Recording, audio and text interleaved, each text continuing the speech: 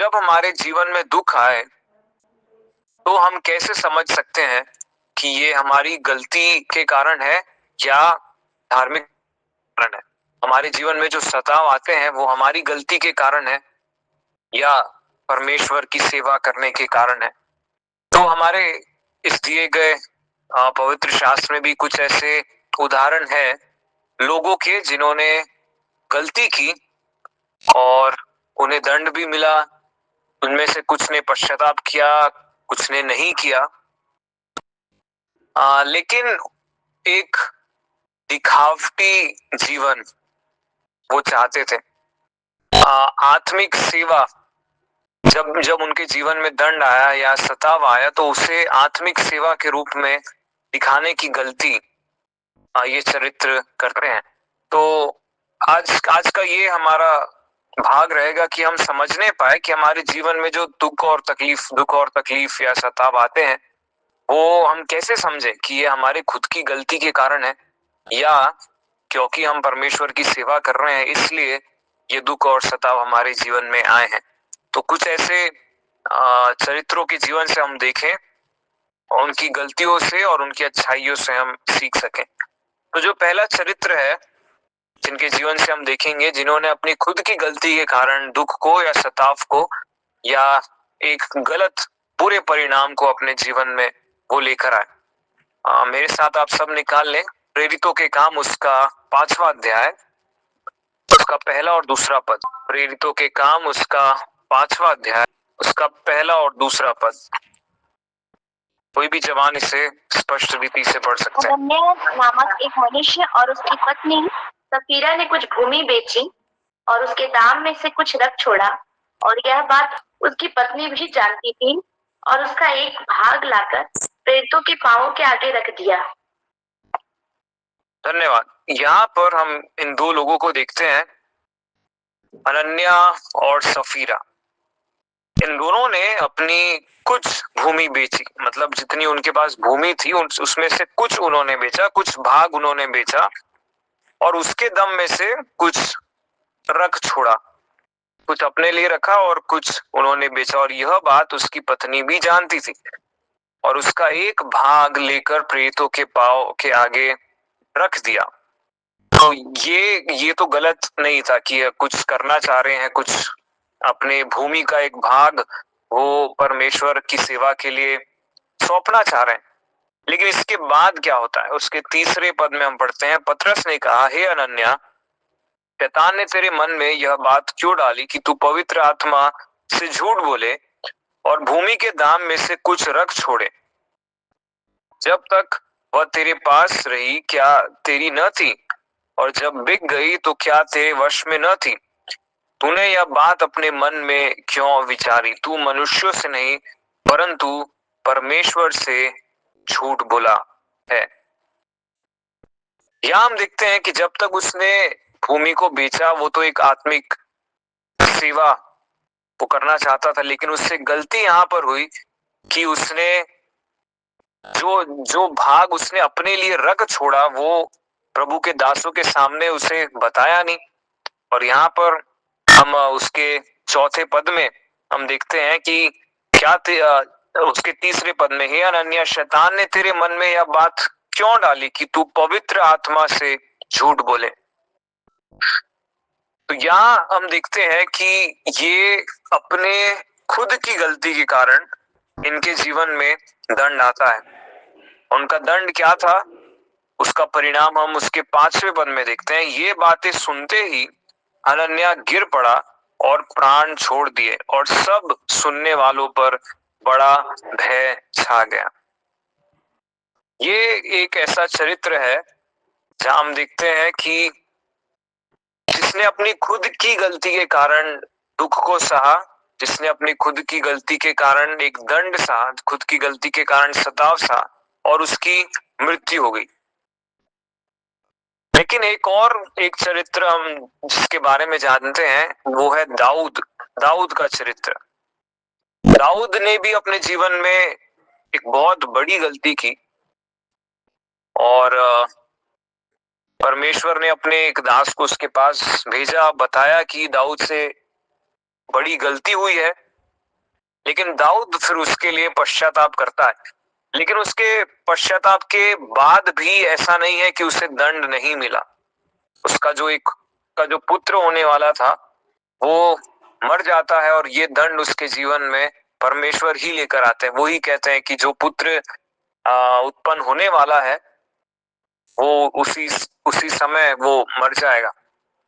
तो पहले इस चरित्र को हम देखते हैं हनन्याह और सफीरा, जिन्होंने वो चाहते थे आत्मिक सेवा करना, लेकिन क्योंकि उनके जीवन में पाखंडता आई, वो जितना दिखा रहे थे वो उतना कर नहीं रहे थे। एक पाखंडता का जीवन उनके लिए एक बुरा परिणाम लेकर आती है। ये प्रश्न हमारे मन में भी रहना जरूरी है कि हमारे जीवन में जो भी कष्ट है या जो भी सताव है या जो भी दुख है, क्या वो हमारी सिफकाई करने के कारण है? क्या वो इसलिए है कि हम धार्मिकता के लिए जी रहे हैं? क्या वो हमारी खुद की गलती के कारण है? क्या वो हमारे खुद के घमंड के कारण है? क्या वो हमारे खुद के गुस्से के कारण है? या वो हमारे खुद के पाखंडता के कारण है? कि जो भी सताव हमारे जीवन में आते हैं वो किसके कारण? तो हमने पहले इन चरित्र को देखा, हनन्याह और सफीरा के कारण। एक ऐसा जीवन जिसमें पाखंडता दिखती है, उनका सताव या उनका दुख धार्मिकता के कारण नहीं था, लेकिन उनकी खुद की गलती, उनकी स्वयं की गलती के कारण उनके जीवन में वो दुख सहते हैं। तो इन दो चरित्रों के जीवन से हमें ये बात समझ में आती है कि परमेश्वर की सेवकाई में एक तो पाखंडता एक बहुत ही गंभीर विषय है। परमेश्वर पाखंडता पसंद नहीं करता। परमेश्वर ने बहुत से पापियों के साथ भी उन्होंने समय गुजारा, लेकिन अगर आप देखें तो कहीं भी आपको पाखंडी लोगों के साथ समय बिताना प्रभु यीशु मसीह नहीं चाहते थे, पसंद नहीं करते थे। और इसलिए उन्होंने फरीसी और सदूकी, इन लोगों से वो बहुत दूर रहते थे। और उनकी सबसे बड़ी गलती थी कि ये फरीसी सदूकी लोग जो थे वो पाखंडी थे। जो वो असल जीवन में थे वो लोगों को दिखाते नहीं थे, अपने आप को बहुत ही धर्मी दिखाने की गलती वो करते थे। तो ये गलती उनसे भी हुई, जो फरीसी और सदूकी लोग थे, कि वो आत्मिक सेवा दिखाना चाहते थे लेकिन उनके जीवन में पाखंडता थी। उनके जीवन में क्या परिणाम आया, क्या उन्होंने सताव सहा या दंड सहा, ये तो हम नहीं जानते। लेकिन अगर उन्होंने सहा होगा तो इसका मतलब ये नहीं कि वो धार्मिकता के कारण सताए गए, लेकिन उसका परिणाम बुरा इसलिए ही हुआ क्योंकि इन्होंने अपनी खुद की गलती के कारण, पाखंडता की गलती के कारण ही सताव को सहा। तो हम एक बात याद रखें कि जब भी हम सिफकाई में आते हैं, आत्मिक सिफकाई में आते हैं, तो पाखंडता एक ऐसी चीज है जिससे परमेश्वर नफरत करते हैं, और इसके कारण जरूर ही दुख और सताव और दंड हमारे जीवन में आ सकता है। परमेश्वर हमारी सहायता करे कि इस चरित्र हनन्याह और सफीरा के चरित्र से हम ये सीख पाए कि हम अपनी गलती को समझ पाए और उसे हम ये ना कहे कि क्योंकि हम धार्मिकता के लिए सताए जा रहे हैं, हम इसलिए सताए जा रहे हैं क्योंकि हम आत्मिक सेवा कर रहे हैं। ये असमंजस में हम ना रहें कि ये जो भी दुख या सताव हमारे जीवन में है वो इसलिए है क्योंकि हम परमेश्वर के लिए अपने जीवन को जी रहे हैं। लेकिन अगर हमसे गलती होती भी है, हमें पता चलता है, परमेश्वर का वचन हमसे बातें करता है, परमेश्वर की आत्मा हमसे बातें करती है और हमें बताती है कि ये आपकी गलती के कारण ये दुख आपके जीवन में है, तो हम दाऊद के जैसे पश्चाताप करें, हम दाऊद के जैसे रोएं और परमेश्वर से माफी मांगे कि हमसे ये गलती हुई है। इस गलती से बड़ी गलती ये होगी अगर हम उसे अब छुपाने की कोशिश करें, ये बोलकर कि हम आत्मिक सेवा कर रहे हैं इसलिए ये दंड हमारे जीवन में आया है। ये एक ज्यादा गंभीर बात होगा अगर हम अपनी गलती को आत्मिक सेवा का नाम देकर हम उसे छिपाने की कोशिश करें। तो ये दो चरित्रों को हमने देखा, एक हनन्याह सफीरा जिन्होंने गलती की, पाखंडता की गलती, और उनके जीवन में दंड आया, उन्होंने दुख सहा, और फिर हम दाऊद के जीवन से देखते हैं कि गलती उससे भी हुई। दाऊद भी हमारे ही जैसा था और हमसे भी कई गलतियां होती है।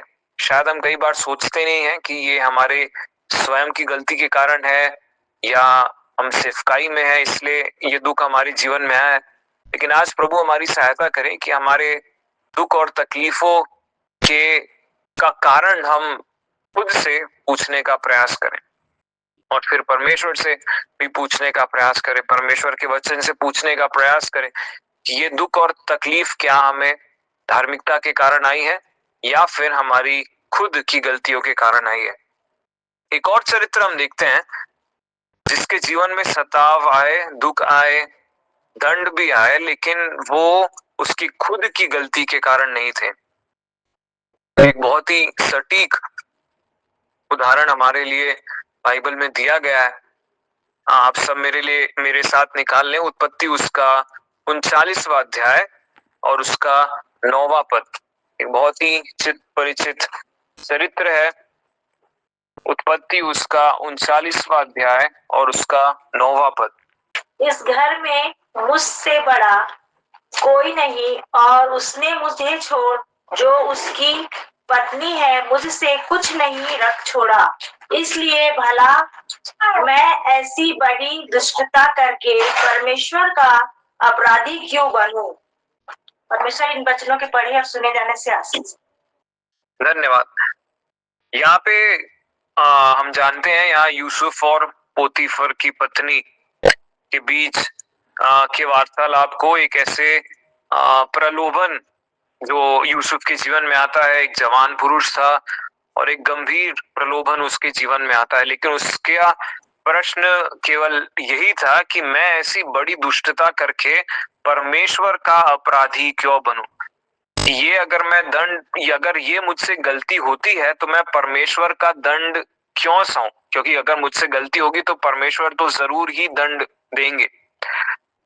और उसके बाद उसके ऊपर झूठे आरोप भी लगते हैं। अगर हम 39वें अध्याय के 20वें पद को अगर हम पढ़ें, और यूसुफ के स्वामी ने उसको पकड़कर बंदी गृह में जहां राजा के कैदी बंद थे डलवा दिया, अतः वह उस बंदी गृह में रहा। तो उसके झूठे आरोप डलने के बाद वो बंदी गृह में भी गया, जबकि उसने कुछ भी गलत नहीं किया था। जो सही था उसने वही किया और उसने कहा कि मैं गलत करके परमेश्वर का दंड मेरे जीवन में क्यों सहूं? तो वो अगर हमें परमेश्वर का दंड नहीं मिल रहा लेकिन मनुष्य का दंड उसे अपने जीवन में मिलता है। और उसके बाद हम देखते हैं उत्पत्ति उसका 39वां अध्याय और पद 21 में, पर यहोवा यूसुफ के संग संग रहा और उस पर करुणा की और बंदीगृह के दरोगा के अनुग्रह की दृष्टि उस पर हुई। ये स्मरण रखने वाली बात है कि परमेश्वर उसके साथ साथ था। जब जीवन में दुख, तकलीफ, सताव, विरोध ये बातें आती हैं तो हम कैसे समझें कि ये हमारी खुद की गलती के कारण है या हमारी आत्मिक सेवा के कारण है, जो हम आत्मिक रूप से परमेश्वर के लिए कर रहे हैं। ये जो यूसुफ कर रहा था वो सिर्फ और सिर्फ अपने यहोवा परमेश्वर के नाम के लिए, उसकी पवित्रता को स्मरण रखते हुए उसने इस कार्य को किया। तो हम इस बात को कैसे समझ सकते हैं? यहाँ हमें यूसुफ बताता है कि जब वो बंदी गृह में था परमेश्वर उसके साथ था।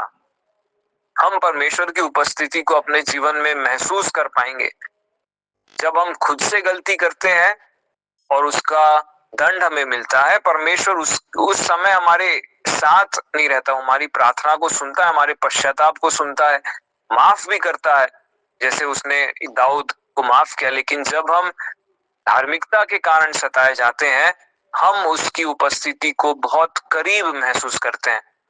यूसुफ परमेश्वर को साथ साथ महसूस उसने किया और फिर अंत में क्योंकि उसने परमेश्वर के कारण इतने बड़े एक दंड को उसने सहा, बंदी गृह में रखा गया, कैदियों के बीच में रखा गया जबकि उसकी कोई गलती नहीं थी, तो परमेश्वर ने जरूर ही उसके जीवन में वो एक इनाम या सम्मान को वो लेकर आते हैं।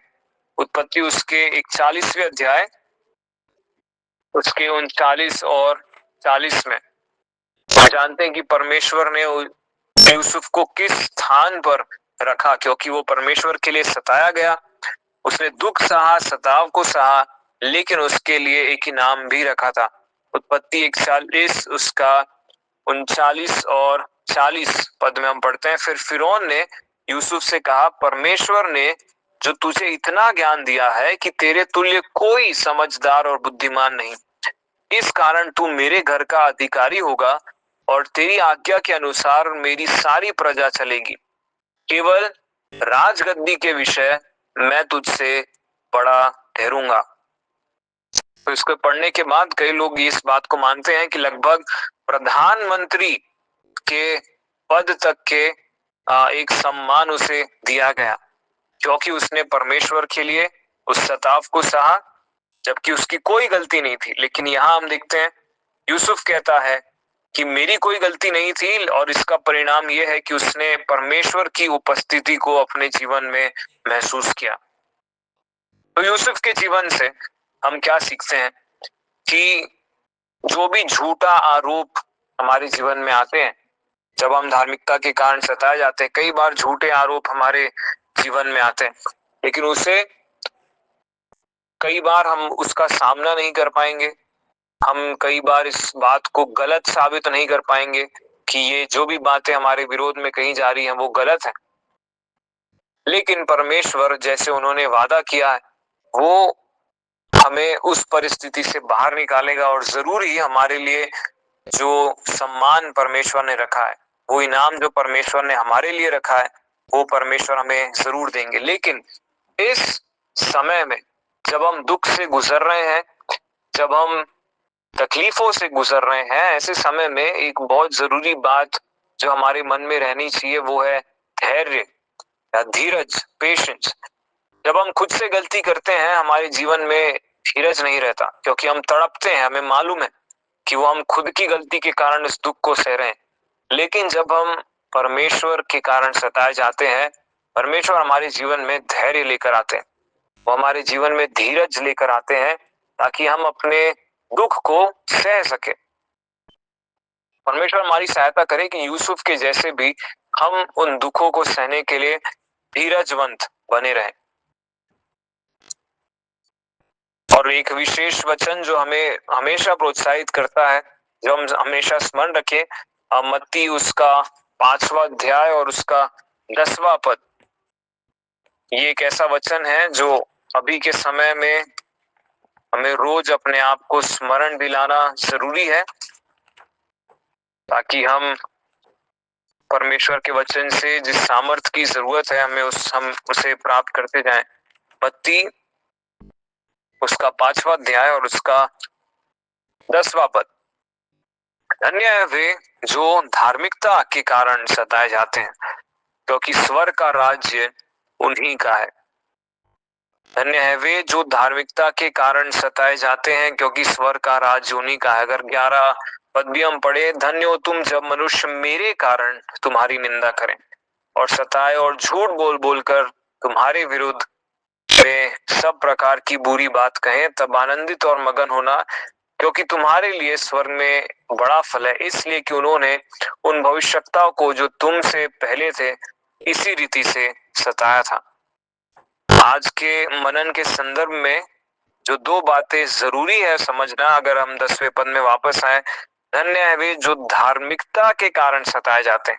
धार्मिकता शब्द, धन्य वे नहीं है जो खुद की गलती के कारण सताए जाते हैं, लेकिन धन्य वे हैं जो धार्मिकता के कारण, परमेश्वर की सेवा के कारण सताए जाते हैं। और फिर 11वें पद में हम देखते हैं, धन्य हो तुम जब मनुष्य मेरे कारण तुम्हारी निंदा करें। हमारी निंदा होती है किसके कारण? परमेश्वर के कारण। अगर हमारी निंदा हमारे खुद की गलतियों के कारण हो रही है, तो वो धन्य शब्द हमारे लिए उपयोग में नहीं आता। धार्मिकता के कारण सताए जाते हैं और परमेश्वर के नाम के कारण निंदा की जाती है, सताए जाते हैं, हम झूठ बोल बोलकर लोग विरोध में हमारी बातें करते हैं, तब हमें आनंदित और मगन होना है। कई लोगों की गलती यहाँ होती है कि वो खुद की गलती करके दुख को सहते हैं और उस दुख में आनंदित रहते हैं, उस दुख में घमंड से रहते हैं कि हम परमेश्वर के लिए इस दुख को सह रहे हैं। ऐसा जीवन फिर एक सिर्फ और सिर्फ मूर्खता का जीवन बनकर रह जाता है। हम ऐसे लोगों में ना आए जहां हम अपनी खुद की गलतियों को आत्मिक सेवा का नाम देकर उसे छिपाते हैं और एक अलग घमंड में रहते हैं। लेकिन परमेश्वर हमारी सहायता करे, जैसे भजन संहिता उसके 139 में भी पढ़ते हैं।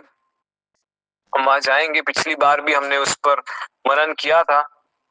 भजन संहिता 139 और उसका आखिरी पद 23 और 24। हे परमेश्वर, मुझे जांच कर जान ले, मुझे परख कर मेरी चिंताओं को जान ले और देख कि मुझ में कोई बुरी चाल है कि नहीं।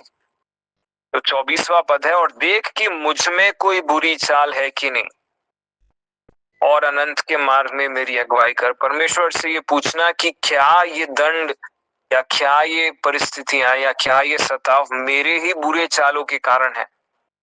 यहाँ भजनकार परमेश्वर से पूछता है कि कहता है, निवेदन करता है कि प्रभु मेरे जीवन में देख कि कहीं ये बुरी चाल मेरे जीवन में है तो नहीं, क्योंकि अगर मैं अपने ही बुरी चालों के कारण इस दुख में पड़ा हूं और इस सताव में पड़ा हूं, तो मैं इस बात को समझने पाऊं, इस असमंजस में या इस कंफ्यूजन में मैं ना रहूं कि ये जो सताव मेरे जीवन में आया है इसके कारण मुझे स्वर्ग में इनाम मिलेगा, क्योंकि ये तो हमारी खुद की गलती के कारण है। खुद की गलती के कारण जो सताव है उसके इनाम की बात परमेश्वर यहाँ नहीं करते, लेकिन जो धार्मिकता के कारण सताए जाते हैं और जो परमेश्वर के नाम के कारण सताए जाते हैं, उनके लिए एक इनाम का वादा परमेश्वर ने किया है। नए नियम में अगर हम और कुछ पदों को इसके संदर्भ में पढ़े, पहला पत्रस उसका 2 अध्याय और उसका 20वां पद। पहला पत्रस उसका 2 अध्याय और उसका 20वां पद। क्योंकि यदि तुमने अपराध करके घूसे खाए और धीरज धरा, तो इसमें क्या बड़ाई की बात है। पर यदि भला काम करके दुख उठाते हो और धीरज धरते हो, तो यह परमेश्वर को भाता है। प्रभु की स्तुति। यहाँ बहुत ही स्पष्ट रीति से हमें पता चलता है कि हम सिर्फ विरोध की बातें ही नहीं सुनेंगे, अगर हम खुद की गलती से घूसे खाएं और धीरज धरें, तो इसमें क्या बड़ाई की बात है। तो ऐसा भी हो सकता है कि हम खुद की गलती से हम घूसे भी खाएं, लेकिन इसमें कोई बड़ाई की बात नहीं। लेकिन फिर आगे लिखा है, पर यदि भला काम करके दुख उठाते हो और धीरज धरते हो, तो यह परमेश्वर को भाता है। और 21वें पद में अगर हम देखें, तो तुम इसी के लिए बुलाए भी गए हो, क्योंकि मसीह भी तुम्हारे लिए दुख उठाकर तुम्हें एक आदर्श दे गया है कि तुम भी उसके पद चिन्हों पर चलो। मसीह भी तुम्हारे लिए दुख उठाकर, हम किस कारण दुख उठा रहे हैं, ये हमारे आज के मनन का प्रश्न हमारे जीवन में रहना चाहिए कि हमारे जीवन में अगर दुख है या सताव है, वो किस कारण है। क्या हमारी खुद की गलतियों के कारण है या हम धार्मिकता के कारण सताए जा रहे हैं। कुछ ऐसे बात जो हम अपने जीवन में खुद को पूछने के लिए, जो परमेश्वर का वचन हमें स्मरण दिलाता है कि हम अपनी गलती को कैसे समझे। ये सताव क्या हमारी खुद की गलतियों से आए हैं या धार्मिकता के कारण आए हैं, तो हम इन्हें कैसे पहचाने। पहला प्रश्न हम खुद से पूछ सकते हैं कि क्या मैं सच्चाई में हूं। जो हमने भजन संहिता 139 उसके 23 और 24 में पढ़ा, परमेश्वर से पूछना जरूरी है कि क्या मैं जो कर रहा हूं वो सच्चाई से कर रहा हूं या खुद की गलती से कर रहा हूं। हे परमेश्वर, तू मुझे जांच और मुझे बता कि मुझ में कोई बुरी चाल है क्या। हमें परमेश्वर से पूछना है, परमेश्वर के वचन से पूछना है कि मुझ में कोई ऐसी अगर बुरी चाल है प्रभु, तो आप मुझे बताएं। हम और क्या कर सकते हैं, हम परमेश्वर के दासों से हम पूछ सकते हैं कि ये जो परिस्थिति हमारे जीवन में है ये किसके कारण हो सकती है। बेहतर है कि हम उसके उत्तर को समझे और अपने जीवन को एक मूर्खता में ना बिताएं, ये सोचकर कि हमारे जीवन के जो भी सताव है वो धार्मिकता के कारण है। हम परमेश्वर से सलाह लें, परमेश्वर के दासों से सलाह लें, प्रार्थना में भी समय बिताएं ताकि परमेश्वर हमें बताए कि हमने कहाँ गलती की है, ताकि हम निश्चिंत होकर, अगर हमारे जीवन में सताव है और वो परमेश्वर की ओर से आया है तो हमें उसे धीरज धर के उसका सामना करना है। लेकिन अगर वो हमारी गलती के कारण है तो जैसे दाऊद ने किया, उसने पश्चाताप किया, उस पश्चाताप के लिए हम अपने जीवन को तैयार करें। एक पश्चातापी मन के साथ पश्चाताप करें, और ऐसा भी नहीं कि पश्चाताप करने से हमें माफी तो मिलेगी लेकिन शायद उसका दंड भी हमें सहना पड़े। पश्चाताप हमेशा ऐसा नहीं होता कि आपको दंड नहीं मिलेगा। दाऊद के जीवन से हम देखते हैं कि परमेश्वर ने उसे माफ तो किया लेकिन दंड को दाऊद के जीवन से हटाया नहीं। उसे माफी मिली लेकिन वो परिणाम तो उसे सहना पड़ा। एक और पद अगर हम पढ़े, पहला पत्रस उसका 4 अध्याय पद 15 और पद 16। पहला पत्रस अध्याय 4 पद 15 और 16। तुम में से कोई व्यक्ति हत्यारा या चोर या कुकर्मी होने या पराये काम में हाथ डालने के कारण दुख ना पाए, पर यदि मसीही होने के कारण दुख पाए तो लज्जित ना हो और इस बात के लिए परमेश्वर की महिमा करें। 15वां पद कहता है कि तुम में से कोई भी हत्या करने के कारण या चोरी करने के कारण या कुकर्म करने के कारण या पराये काम में हाथ डालने के कारण दुख ना पाए। ऐसा कोई सताव तुम्हारे जीवन में नहीं आना चाहिए। क्या ऐसा कोई दुख तुम्हारे जीवन में नहीं आना चाहिए जो तुम्हारे खुद की गलती के कारण हो? हत्या करने या चोरी करने या व्यभिचार करने या कुकर्म के काम करने या पराये काम करने, इन सारे गलत काम या पाप के कारण आप तुम्हारे जीवन में दुख नहीं आना चाहिए। लेकिन अगर तुम्हारे जीवन में दुख आता है वो सिर्फ और सिर्फ इसलिए कि मसीह होने के कारण, पर यदि मसीह होने के कारण दुख पाए तो लज्जित ना हो। तुम शर्म में नहीं रहना कि तुम दुख उठा रहे हो, पर इस बात के लिए परमेश्वर की महिमा करें कि हम दुख अगर उठा रहे हैं, अगर हम सताए जा रहे हैं तो हम मसीह के कारण सताए जा रहे हैं। इसलिए सताए जा रहे हैं क्योंकि हम मसीह हैं।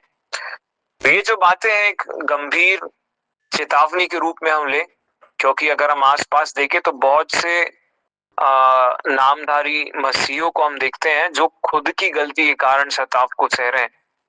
खुद की गलती के कारण उनके जीवन में दुख आया है, खुद की गलती के कारण उन्होंने दंड अपने जीवन में वो लेकर आए। तो हम लोगों की गलतियों से सीखें और लोगों की अच्छाइयों से सीखें और इसे गंभीरता से लें।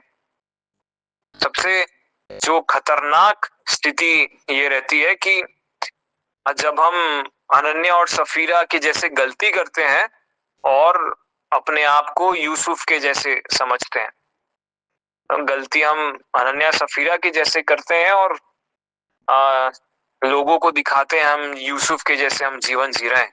ये सबसे खतरनाक एक स्थिति है। परमेश्वर की सेवा करते समय ये जो प्रलोभन है वो शैतान ही जीवन में लेकर आता है कि कई बार हम खुद की गलतियों का जो परिणाम हमारे जीवन में आता है वो परमेश्वर के नाम से जोड़ दें या आत्मिक सेवा बोलकर अपनी गलतियों को छुपाने का प्रयास करें। ये भी एक शैतान का तरीका है कि हम कैसे परमेश्वर के नाम को नीचा करें या कैसे हम परमेश्वर के नाम को बदनाम करें।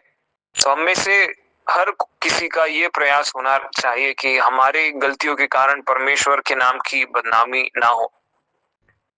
तो हम आज के इस मनन से ये सीखते हैं कि पहले तो हमें परमेश्वर से पूछना है कि हमें ये दुख और सताव या पीड़ा क्यों हमारे जीवन में आए हैं, उसके कारण को जानना जरूरी है।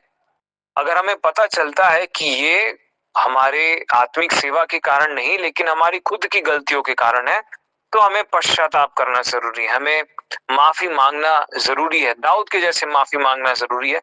शायद उसका परिणाम हमारे जीवन से तो ना हटे लेकिन परमेश्वर हमें माफ करते हैं और अगली बार हमें उसे नहीं दोहराना है इस वाचा के साथ हम अपने आत्मिक जीवन में बढ़े। लेकिन अगर दुख और सताव हमें धार्मिकता के कारण आते हैं, पहले अगर खुद की गलती से आते हैं तो हमें पश्चाताप करना है, लेकिन अगर धार्मिकता के कारण आते हैं, मसीही कहलाए जाने के कारण आते हैं, मसीह के कारण आते हैं, तो हमें स्थिर बने रहना है, हमें धीरजमंद बने रहना है, हमें धाड़स रखना है और परमेश्वर की दी गई सामर्थ्य से अपने जीवन को जीना है। तो ये कुछ बातें हम परमेश्वर के वचन से देखते हैं कि क्यों जरूरी है इन बातों को जानना, कि ये जो परिस्थितियां हमारे जीवन में है वो क्यों हमारे जीवन में आई है, इसका कारण जानना बहुत ही जरूरी है। क्योंकि अगर हम इसका कारण नहीं जानते, हमने जीवन भर सताव को सहा और हम शायद स्वर्ग में उसके इनाम का इंतजार कर रहे हैं और वो इनाम हमारे लिए होगा ही नहीं, तो हम उस समय फिर हम ये सोचेंगे कि हम जीवन भर तो हमने दुख सहा, सताव को सहा, लेकिन हमारे लिए कोई इनाम नहीं। आज परमेश्वर का वचन हमें स्मरण दिलाता है कि वो जिस इनाम की बात परमेश्वर कर रहे हैं, जो हमें स्वर्ग में मिलेगा, वो धार्मिकता के कारण सताए जाने के लिए, वो मसीही कहलाए जाने के लिए, मसीह जैसी चाल चलने के लिए, खुद की गलती के कारण दुख सहने या खुद की गलती के कारण सताव सहने के लिए इनाम हमें नहीं मिलने वाला। तो इस बात को गंभीरता से लेने और गंभीरता से समझने के लिए परमेश्वर हमारी सहायता करें। हम भी उन नामधारी मसीहों के जैसे अपने जीवन को ना जिए जो खुद की गलतियों को परमेश्वर की सेवकाई का नाम देकर उसे छिपाने की कोशिश करते हैं, लेकिन पश्चातापी हृदय के साथ, जैसे दाऊद ने पश्चाताप किया, हम भी उसे पश्चाताप करें और उसे ना दोहराएं। ऐसा जीवन परमेश्वर हम सबों को दे ताकि हमारे जीवन से सिर्फ और सिर्फ परमेश्वर को महिमा मिल सके। इस छोटे से मनन के लिए, एक संक्षिप्त मनन के लिए जो शायद हमारे हृदयों से बात करे, हमारे मनों से बात करें, ताकि हम अपने जीवन का आंकलन कर सके कि हमसे कहाँ गलती हो रही है, क्या हम परमेश्वर के लिए इस्तेमाल हो रहे हैं, ये दुख हमारे जीवन में क्यों आ रहे हैं। ये ऐसे कुछ प्रश्न है जो हम अपने जीवन से पूछ सकते हैं। फिर से परमेश्वर को हम धन्यवाद देते हैं इस समय के लिए, जहाँ कुछ बात हम परमेश्वर के वचन से सीख पाए, कुछ चरित्रों से, उनके जीवन से, उनके जीवन में आने वाले दुख और सताव से हम कुछ सीख पाए।